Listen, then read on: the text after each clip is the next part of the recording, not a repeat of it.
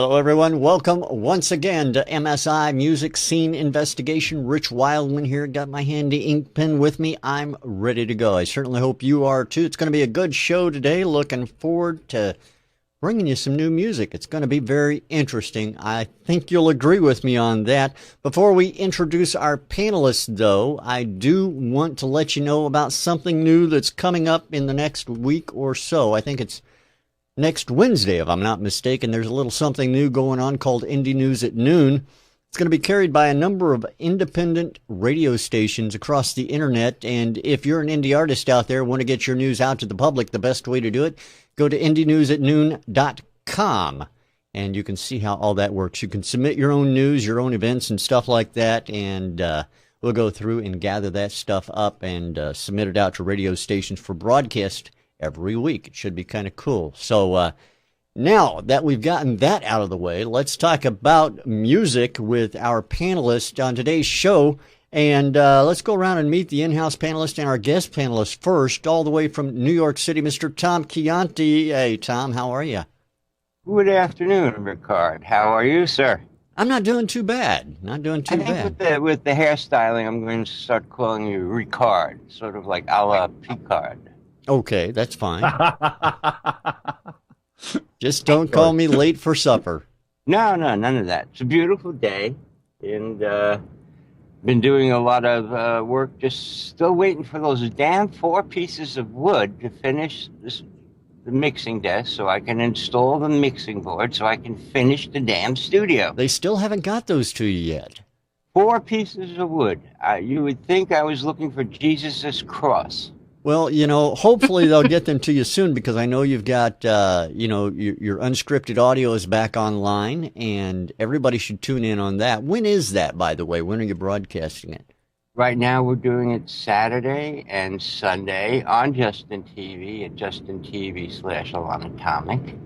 And it's going pretty good. We're having a lot of fun working out the technical difficulties of it and going over how to mix and why to mix and stuff. But it's been going pretty good, and everybody's been very helpful, yourself included.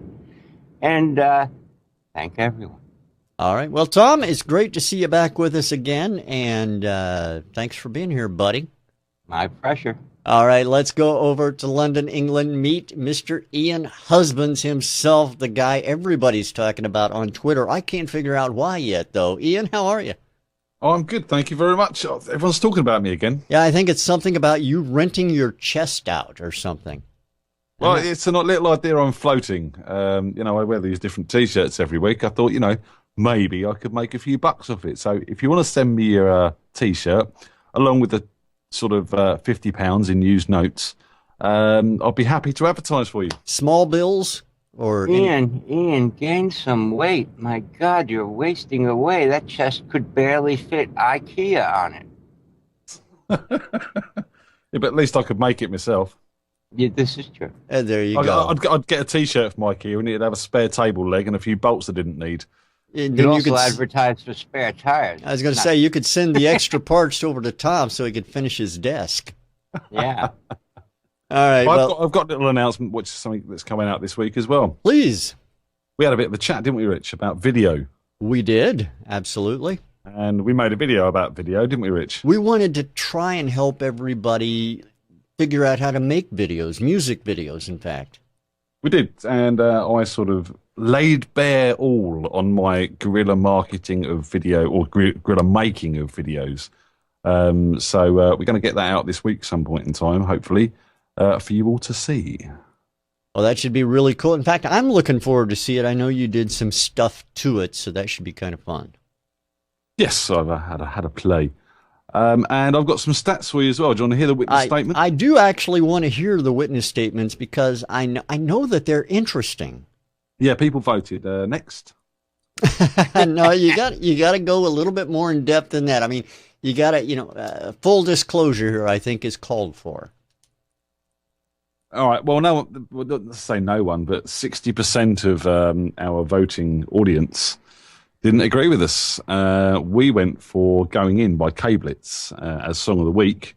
And I think that was unanimous from all of the panelists. Right. But the audience went with The Clock Struck Midnight by Moonwolf Project. Now, They seem to like that sort of country psychobilly thing better than the rap. now, why do you think that was?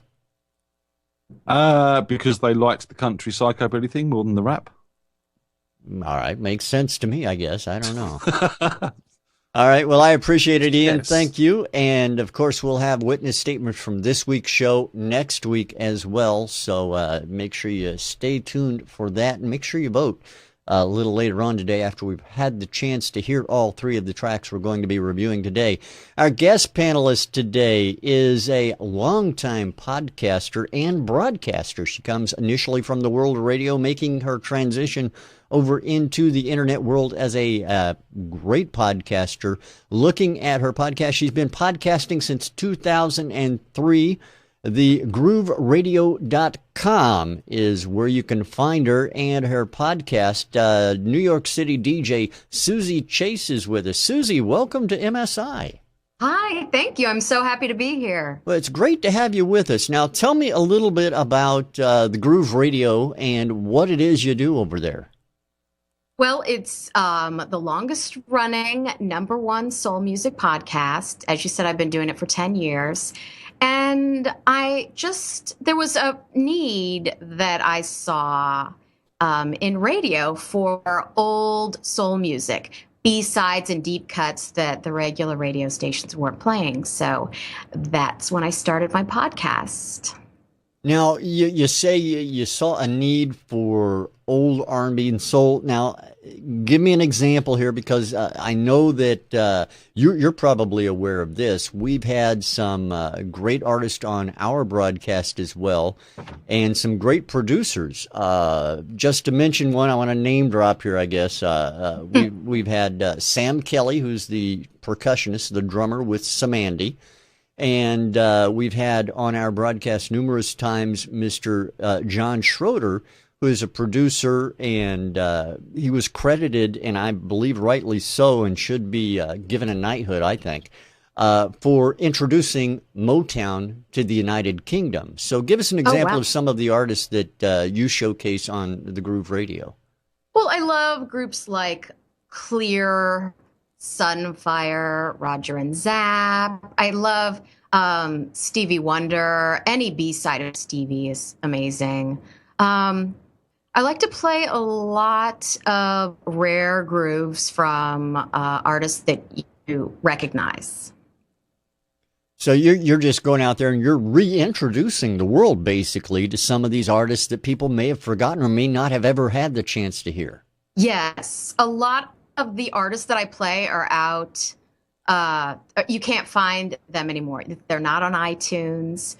So they're artists that I miss, that I want to listen to. And a lot of other people do too, I found. Now, I know you got your start in radio back in Kansas City. Now, yep. I started in broadcasting back in the early 80s myself. Now, you didn't start in the early 80s. I'm not going to give away any. I did. Yeah, I didn't want to give away ages or anything. Sorry. So, no, that's okay. You can do it if you want. So you started in Kansas City. I started in Central Illinois, but had the opportunity to work at a station briefly in Kansas City.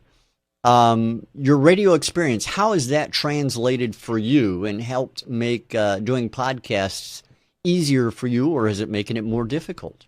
Oh, it makes it so much easier because I learned, in radio you have the clock that you have to adhere to. Right. And also transitioning songs and not playing too many of this genre or that type. Radio really got me ready to do my podcast. Now, you've also had the opportunity to work with some record companies. Now, tell me a little bit about that. Now, I know that looking at the names of these record companies, I'll let you share that if you want, but that kind of leads me to understand your fascination, your love of R&B and soul music a little bit, perhaps. Yeah, well, I came to New York City and I got a job at Interscope Records. And then I moved over to Jive Records. And they're two historic rap R&B record labels that I had the pleasure of working at. And so now, since I haven't had the opportunity, it's my fault, and I need to take the opportunity to go over and listen to some of your shows on Groove Radio. Tell me about the format you use. I know you'll take and play some of the music that you love that other people may not have heard before. But, coming from a radio world, as you said, we're stuck by the clock. We always know that at quarter after it's time for the weather, by gosh, come hell or high water, we got to get that weather in. And so what kind of format you do? On MSI, we're kind of freewheeling and just do by the seat of our pants mostly. Well, for the past 3 years, I have been recording my sets at my DJ gig at Trophy Bar in Brooklyn. So I will record a set and then come home and chop it up and make it into my podcast. That was the next thing I wanted to talk to you about, because I know you're out there every week at Trophy doing your DJ set. And the thing is, at Trophy Bar, you've been doing that for a while now. Mm-hmm. Tell us a little bit about that, because I think that a lot of people that we've had on our broadcast, we've had a lot of musicians go out and play live and things like that. We've had a lot of people out of the radio industry who are still in the radio industry, but they don't have that kind of interaction with the crowd live as what you might as a DJ. So tell us a little bit about that. Yeah, well, I had been doing my podcast for 8 years when I started DJing. And it was just so nice to have someone come up to me and say, "What is that song? I love it." And I'd say, "Oh, that's such and such," and think, "Wow, I thought I was the only person that loved this song." So it kind of pulled me. I've been geeking out on soul music for so long by myself. So it kind of is great to get out there and talk to people and get their opinion. All right. Now, in regards, I know you don't work a lot with indie artists, but what you do work with, at one point, every artist was an indie artist, whether they knew it or not. True. And for people who are out there making music today, do you have any advice that you might like to offer them to give out to some of these artists who are up and coming? Yeah, play an instrument. So play an instrument. Expand on that a little bit. Tell me exactly what you mean. Just everything doesn't have to be done on your computer. There's something to be said about a guy and a guitar and a microphone and his voice. And also listen to old music, listen to the masters, listen to every genre and learn from that. I think that's a real good point. The whole idea about taking and listening to different genres to get an idea of how the past can influence the future and how a lot of artists from today have taken those ideas from the past and modernized them and whatnot. Right. So, are you ready to actually listen to some great music and give us your I'm so excited. Before we do, yes, go ahead, Ian. So I want to give Suzy a recommendation. And I don't normally do this, but you should really go and check out an indie band called Bosco and Peck. And I think they might be Bosco, Boscoe, and Peck, Peck. From New York. I think you'll really enjoy them. Actually, Tom, they're from New Jersey, believe it or not. That's okay. We won't hold it against them.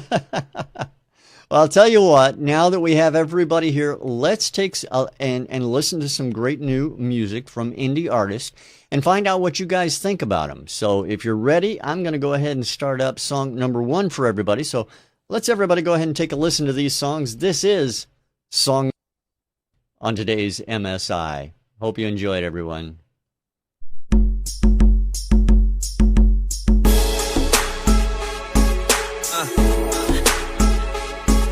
Yeah, that's right. Let's go. Going to sexy right here. You know what I mean? Something new for the new year. I don't know what y'all popping over there, but go ahead and pop open a big bottle of success. You know what I mean? That's right. I grind. Let's go.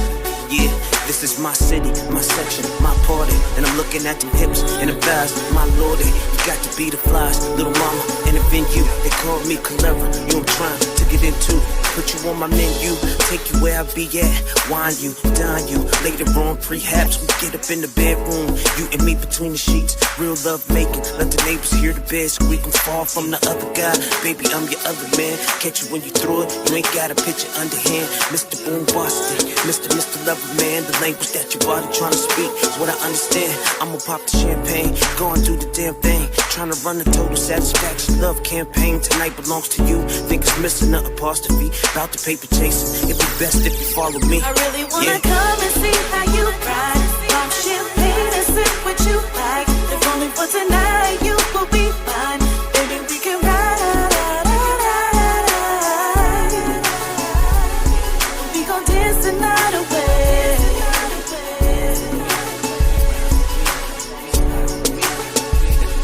7-9, blowing sticky. My fly girl with me. Shop them all, cops store, buys her plenty. She likes to get trendy, she wanna get it now. In the bathroom freaking, in the Pittsburgh Wendy's. She on her way to VA, smash it through PA. Purple through the sunroof, anything you want, boo. Hit the club VI, all up in the venue, throwing dollar bills around. Hoping all the haters see mine, don't know where to start at.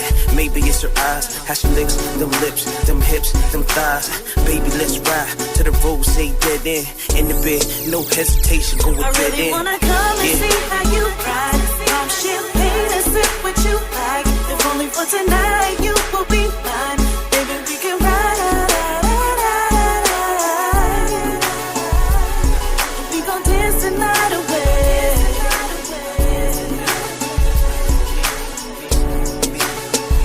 I really wanna come and see how you ride. Pop champagne and sip what you like. If only for tonight, you will be mine.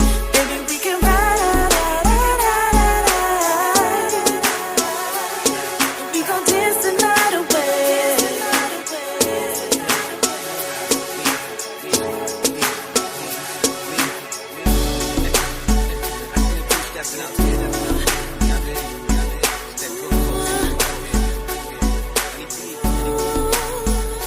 I wanna see.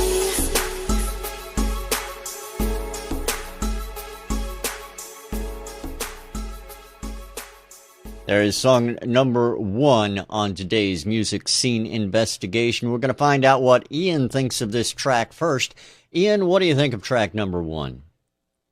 Yeah, I kind of like this. I mean, to start with, the production and the mix is very tight. Some real nice sounds going on the piano sample, especially stuck out in my ear.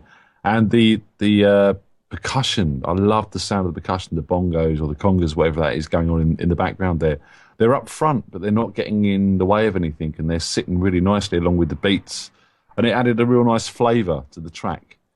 You know, you make conscious decisions when in production of how the track's going to go and what those decisions influence the genre it ends up in. And the percussion really did set this track off nicely, and it gave it a nice edge. Really love the female vocal. I did feel that I couldn't quite make out everything she was saying as clearly as I would have liked to. Bit too much reverb, but lyrically it sounded pretty strong, and the feel from her was very nice. It just sat on that beat and that groove really nicely. I felt the guy's voice could have been tighter, rhythmically and in performance again, pronunciation. Getting your words out properly so they're understandable. Few bits and pieces I didn't quite get in there, but again, lyrically it was strong and it flowed nicely. So from a writing point of view, I think you've got a very strong track here. I like the arrangement. There was the little breakdowns and the little movements in and out of the chorus, and they all worked really nicely. It's got a fade out. I mean, you know, I'm really not a big fan of fade outs. As I said, you know, if this is ever going to go out live, you've got to finish it somewhere, and I'd like to hear a song finish. Who this sounds like, whether it's commercial, I think it is commercial, but it's not really my sort of bag on who it could sound like. I don't listen to a lot of this music, but I really did enjoy this. It was a nice listen, really laid back, sort of summer groove, and you know, now the sun's starting to appear, I'm in the mood for a bit of that. All right. Well, I appreciate it, Ian. Thank you very much. Let's go to Mr. Tom Chianti, find out what he thought. Tom? Hey guys, I agree with a lot of what Ian says production-wise. I mean, it's very well produced. It's very well mixed. Unfortunately, the track, what he's saying is lost, female vocal, and the topics that I did hear come through, you know, about him and his girlfriend and something about some sexual innuendo about in the bathroom.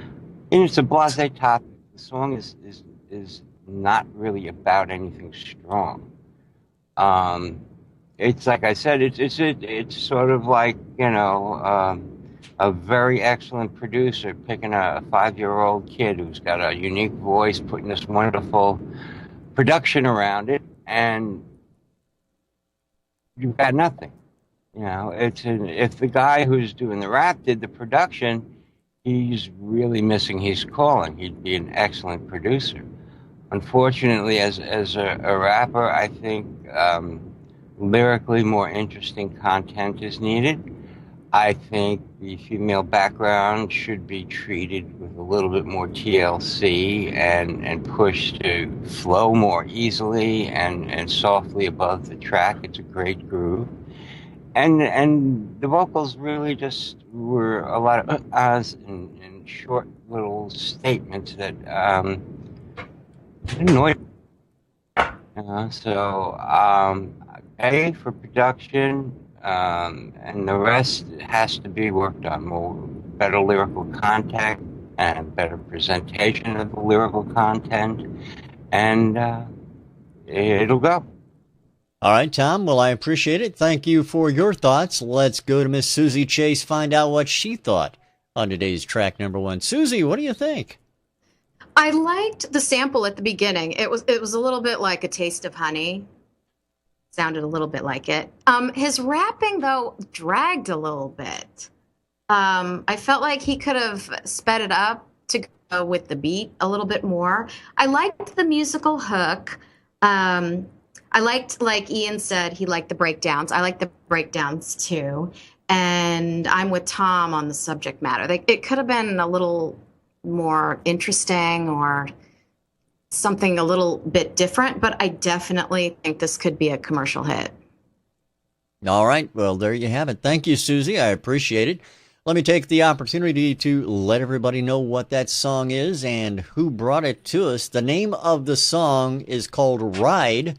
And incidentally, Suzy, the featured female vocalist is called Honey Bees. So there you are. And that's by Aberian. So we appreciate Aberian sending that track into Music Scene Investigation.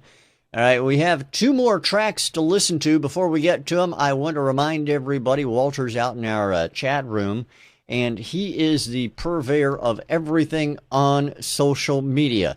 He's the man who drives and runs the Indie Music Bus at indiemusicbus.com. If you're an artist, want to get heard and seen on social media, go to the indiemusicbus.com. Get on the bus and forget about the rest of it. Let Walter take you for a ride. I mean, show you a good time. I mean, well, ask Walter. He tells you better than I could.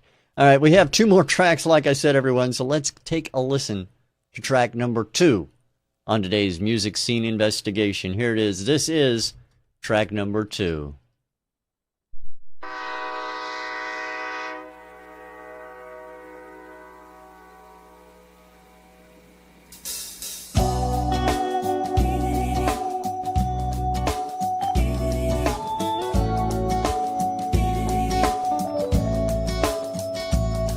I feel your energy constantly calling me beyond all boundaries. Is what we have and what will be. I'm on the train bound for you. The track ahead is tried and true. Love lost along the way. Don't make me bleed. So much like this little town I'm just passing through. I won't bring you down.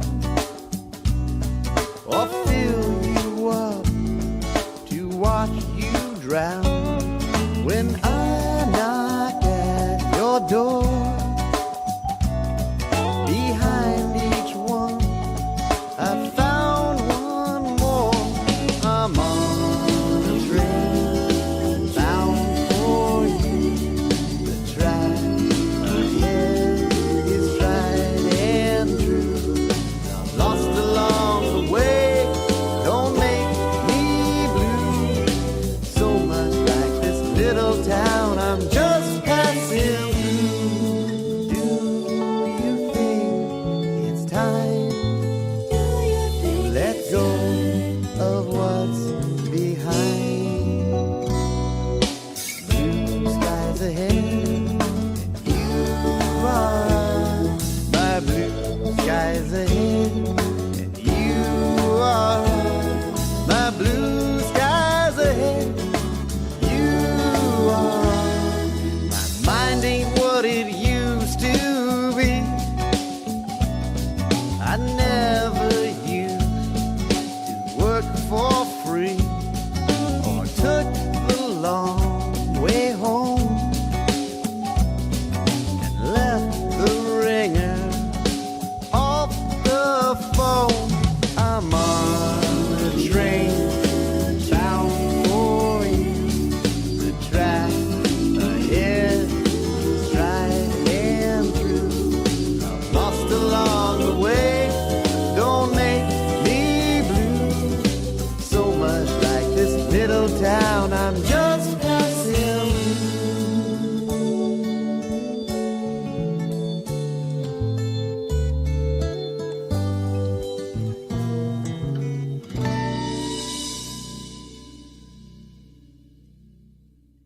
And that is song number 2 on today's music scene investigation. We're going to start this round with Tommy. Tommy, track number 2 to you, my friend. Okay. I had a little trouble. I had to switch tracks, so I didn't get to hear the entire 322 of it. I got to hear about 245, but what I heard I really liked. I just wished, I mean, it's recorded well. The organ's a little bit too loud. Those female vocals are really nice in the chorus, the way they just, swing right in and sway and grow.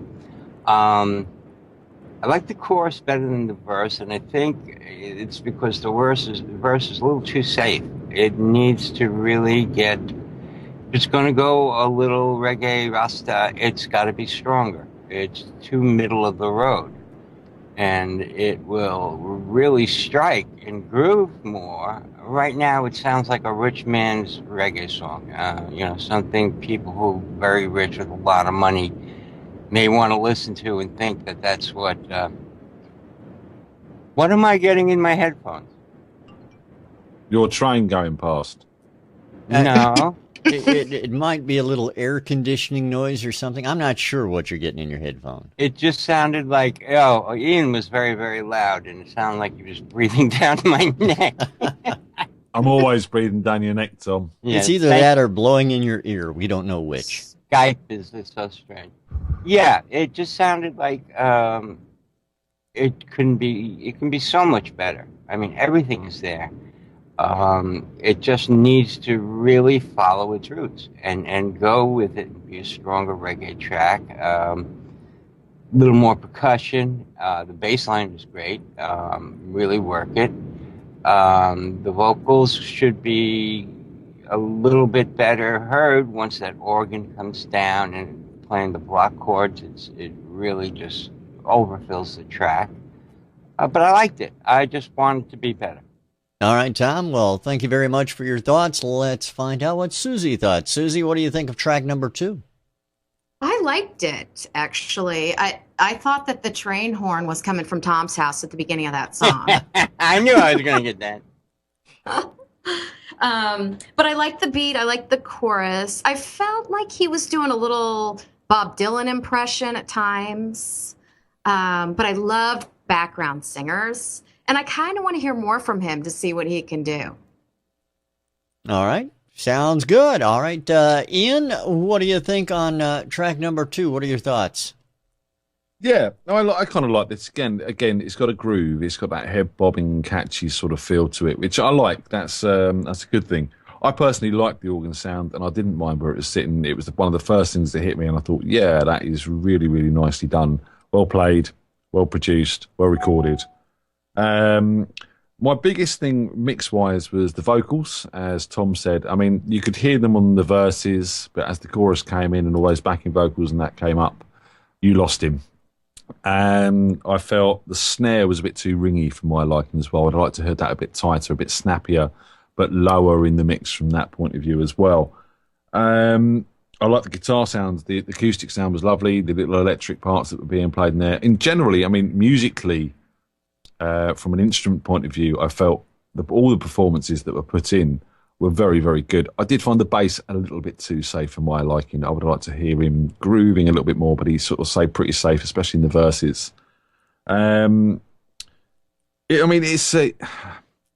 It's a very common chord pattern and chord structure to use. So from that point of view, you end up with an easy listen because, you know, Pete sort of has that sense of familiarity to people. Lyrically, I found it a little bit cliche. I'm going to hazard a guess this track's called Just Passing Through. Nope. No, it's not. Whoa. It should have been. That's the obvious. From an arrangement... From an arrangement point of view, you've got the whole verse, chorus. The movement into middle eight was really nice. A lot of the time with songs, you're kind of left wondering if a middle eight was a middle eight, if that makes sense. It's kind of not different enough to sort of stick out as a separate part of the track, whereas this did. It moved nicely into sort of a different feel, slightly different chord structure and a different melody, and it sat really nicely within the whole track as a whole. Really, it's them lead vocals, not just from the point of view of volume, but its performance needs some work. I felt, I think someone in the chat said it sounds like a drunk or tired Jimmy Buffett, and he did sound a bit tired. I think that is a good way of putting it because, the kind of convincing first start of the line, then sort of petering out a little bit. So, you were left with the end of the line being a little bit unconvincing as opposed to the rest of it. Sounded a bit lazy. I think he could tighten that up. He's got a really nice feel about his singing. It's a very laid-back style, but you've still got to get that right. That doesn't mean mistakes can jump in and you can go, well, it's the laid-back style. I'm going to live with that. I think, you still need to work at your vocals no matter how laid-back you're doing them. I mean, overall, I really did like it. I think there's a great song here. Good writing, good production, good performances. Overall, very well presented. All right, Ian, thank you very much. Now, you remember a couple of weeks ago when we had a track number 3, which was called track number 2? Yes. And we reminded everybody how important it was to put your ID3 tags in place and stuff like that. Well, the name... Has this band listened then? No, they haven't. The name of this track is track number 6 by AmoryBlue. AmoryBlue, we do appreciate your sending your track into Music Scene Investigation. We wish you would have named it, but we appreciate your sending it in nonetheless. All right. What happens when you let iTunes name your tracks? I don't know what happened. It's very simple and very easy to do. It takes 5 minutes for an album to go in and edit all of the track names so they're right when you're creating your MP3.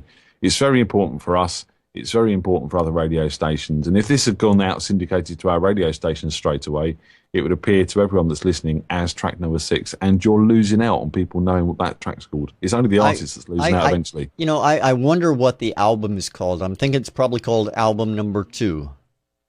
I could be wrong. I don't know. All right, we have one. I never worked out why Pearl Jam called their first album 10. That's a good point. Maybe they thought it was a 10 on a scale of 1 to 10. Maybe. I don't know. Anyway, we'll ask them when we talk to them next. All right, one more track on today's MSI, so if you'll give it a listen, I'll give it a play. This is track number 3 on today's Music Scene Investigation. Enjoy it, everyone.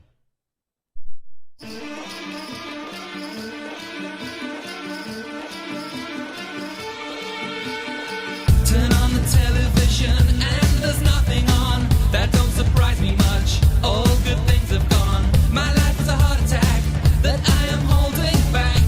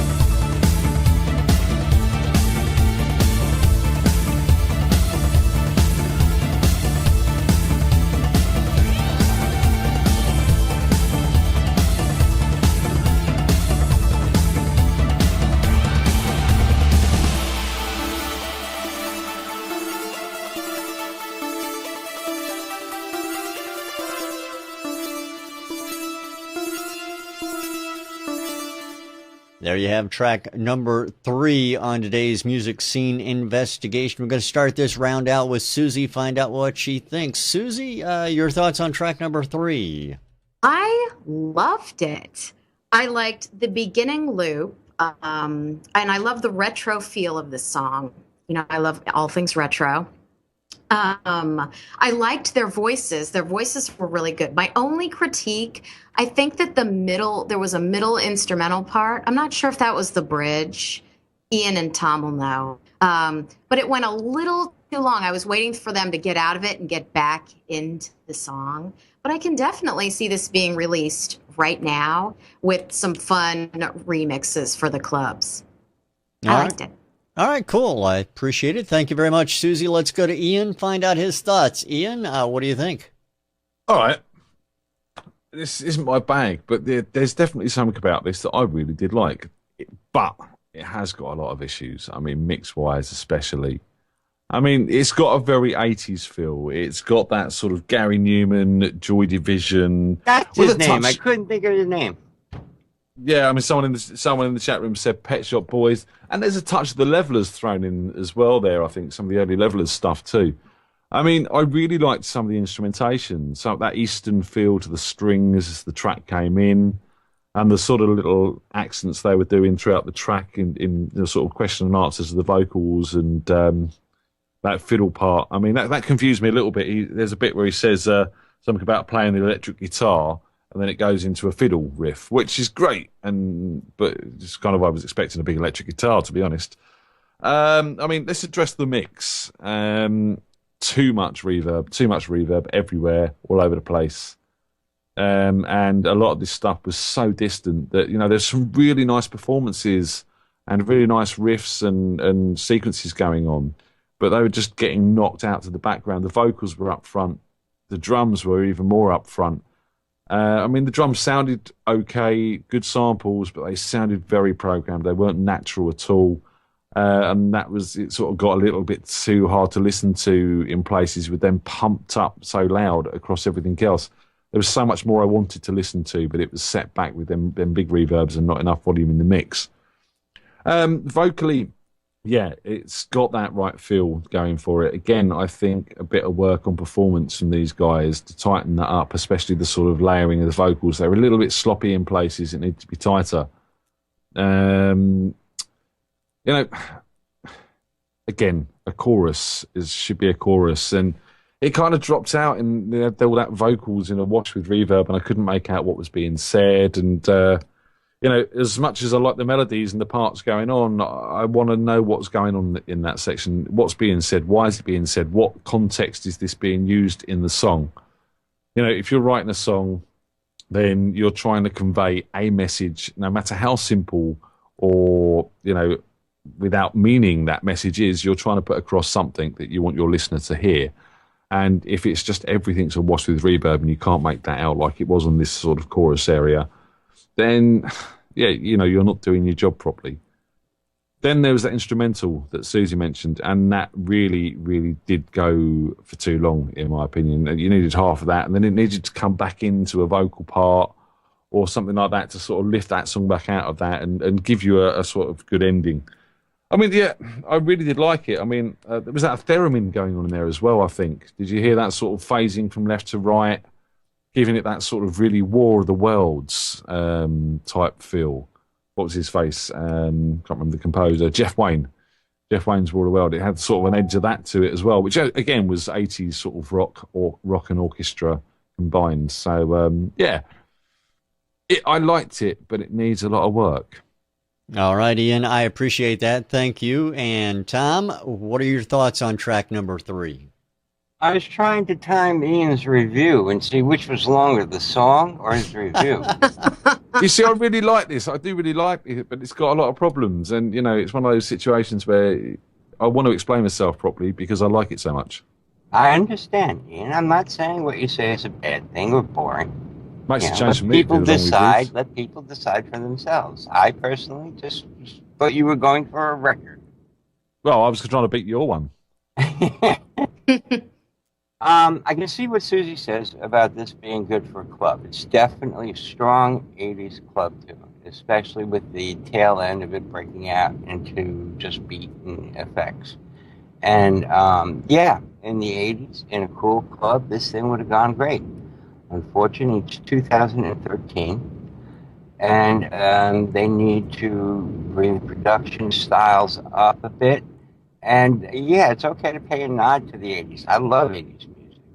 But this is just a little too strong sounding and not mixed well enough. I mean, the mix techniques are typical of a Euro mix, very much spacious, very much swelling and reverbs. And that doesn't make it a bad thing. It just makes it a little hard to hear on different headphones and speakers or what. So a lot of times the reverb will just take over the mix. I think there should have been a stronger hook. I like the vocals. I like the instrumentation. I think the song is a dragged out version, a club version, of basically a 2-minute song. So fill it up with more song, less club, and let it loose, and it'll go. All right, Tom. Well, I appreciate it. Thank you very much. Let me introduce that track to everyone. The name of that song is All in the Chorus. It's called Strange Lands Fall by a group called Plastic Groove. We appreciate their sending that track in to MusicSceneInvestigation.com. If you're an indie band out there, got music you want to get in front of the panel, easy to do. Go to MusicSceneInvestigation.com. Click on the Submit a Song button at the top of the page, and you'll find out everything you need to know right then and there. All right, now comes the time of the broadcast where our panelists have to decide on a song of the week. I'll let you discuss it amongst yourselves, and let me know what you think your song of the week choice will be. I'll go first if nobody cares. Go ahead, Tom. Yeah. I'm going to go with number 2. I liked it the best as a song. It was strong. I really liked the vocals and the arrangement, and even though it was a soft-core version of what I thought it should have been, it was truest to its form and best lyrically, I thought. Number 1 and 3 had too many problems, mix-wise for 3 and lyric-wise for 1. So I go in with number 2. All right, Tom.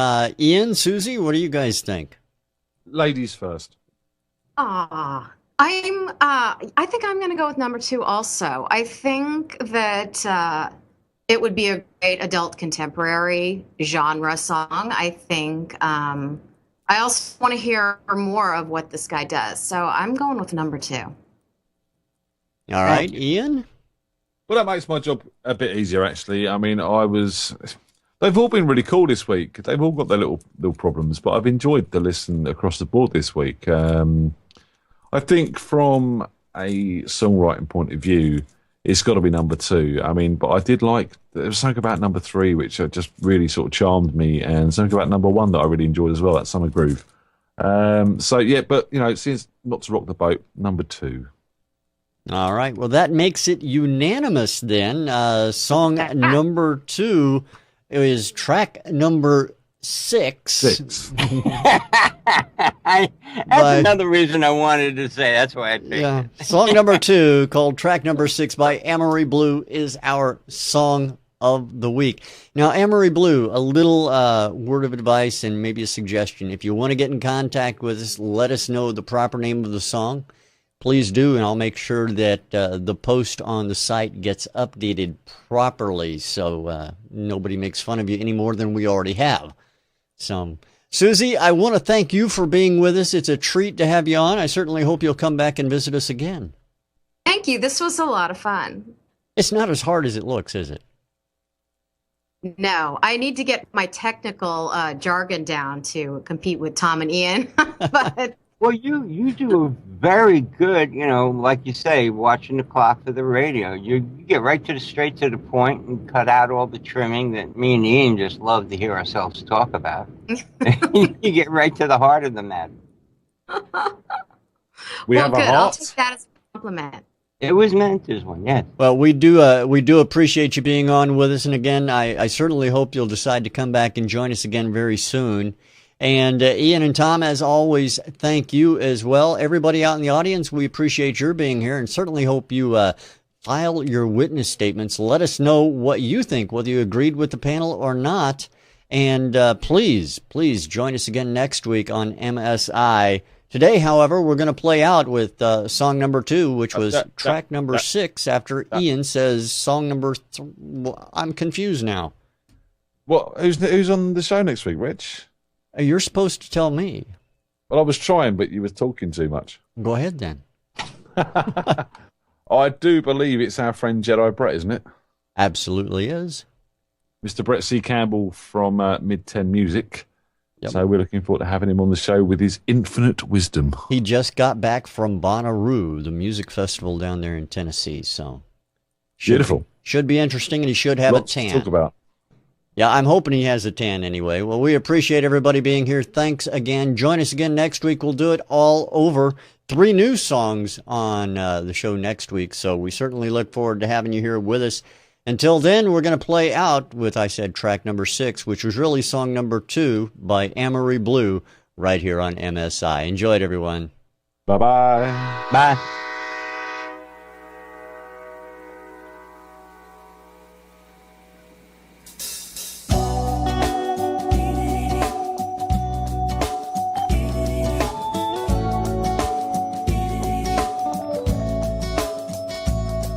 I feel your energy constantly calling me beyond all boundaries. Is what we have and what will be. I'm on the train bound for you. The track ahead is tried and true. Love lost along the way. Don't make me blue. So much like this little town I'm just passing through. I won't bring you down or fill you up to watch you drown. When I knock at your door, behind each one I found one more. I'm on a train bound for you. The track ahead is tried and true. I'm lost along the way. Don't make me blue. So much like this little town I'm just